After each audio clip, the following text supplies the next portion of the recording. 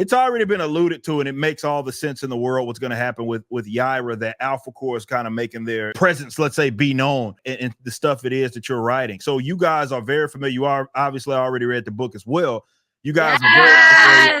You're very familiar with this team. So like how was it like even writing them as well with the ALPHACORE, with some of the stuff it is that you've done? And again, how they kind of impact the city. What's been y'all's experience with that? So do you want to, you go first. So if y'all remember what happened, ALPHACORE actually already had a fight with Yaira. That's not a spoiler. Yeah, right, that is not a spoiler, but you may have guessed that Yaira is not the kind of person that you can do something to and just carry on like she's not going to get you. She doesn't let that ship fly. She does not. But you're going to find out that Brian Solari is also that he's in charge of ALPHACORE, right? Yeah. And he told her that was his big thing. You need to leave and never come back. And now she's back. Well, he's a war hero that's now a cop, right? Yeah. So, right. And he's so powerful. I really feel that it's interesting. No spoilers of the book. I love how in ALPHACORE you really get to see a side to him that you haven't seen in ISOM 1 or 2. And the side that you see it with him and the whole team really informs how you also see them in the Yaira book, because you see them through her perspective. Oh, you're right. And you definitely get to know them, how Yaira feels about them. Yeah. And then you read ALPHACORE and you have a lot of empathy for all of these characters. They're, oh my God, no spoilers, very well written. I mean, when people are like, who's your girlfriend between Yaira, Bloodruth, and Ingrid and Lillian? I'm like, I don't know. 4 ways to try, you know? They're great in their own individual ways. It's so it's interesting because we read ALPHACORE, and that was such a huge part of being able to write Yaira. And Brian Solari is even cooler than you can imagine. I don't want to offend too hard, but I really love the dynamic between him and Yaira, because these are two characters that already have a beef, just like Derek and Avery. They have a beef, but these guys have like we fought in the Great War. Why are you here? And then like, oh, you have a little team with you. Like, that's not going to fly. You saw how much they hit her. She's not going to be happy with that. They have to oppose by nature, too, because Brian and the ALPHACORE are the law. Yeah.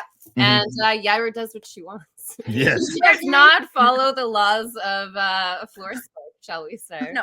She does have morals. She does have her, like, to her, she'd think she's very moral and has very good, like, raw laws and regulations. She'd think she's disciplined. Yeah, I think so, too. I think in a different world, I think her and Ingrid would get along really well. Like, if they went to a bar and it wasn't a beef, I think they would be like, fine. But it's such an amazing team because you don't just have, like, 3 cops. No. Or 3 super cops as they are. Ingrid is a completely individual person, and Braxwell is as well. And they all have their skills. And some of them have more skills than others in different directions. You'll find Ingrid's better at stuff than Solari. And you'll find that Braxwell's better at stuff than the other 2. You know, it's really fucking well balanced. Sorry for the F word, kids. No. As often as I drop that shit. I'll give you $1 in the swear jar. That's perfect.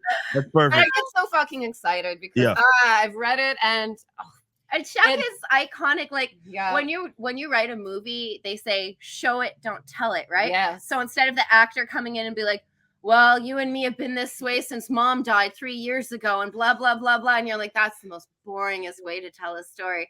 And then you have Chuck putting these 3 characters into situations and you're like, oh, I didn't know Ingrid would be like that. Or, oh my gosh, Brian's a lot deeper than I thought. And then Braxwell, you're like, I had no idea he was going to play it that way. And you just want to know more. And it's just really smartly done. You guys are going to get such juicy character stuff.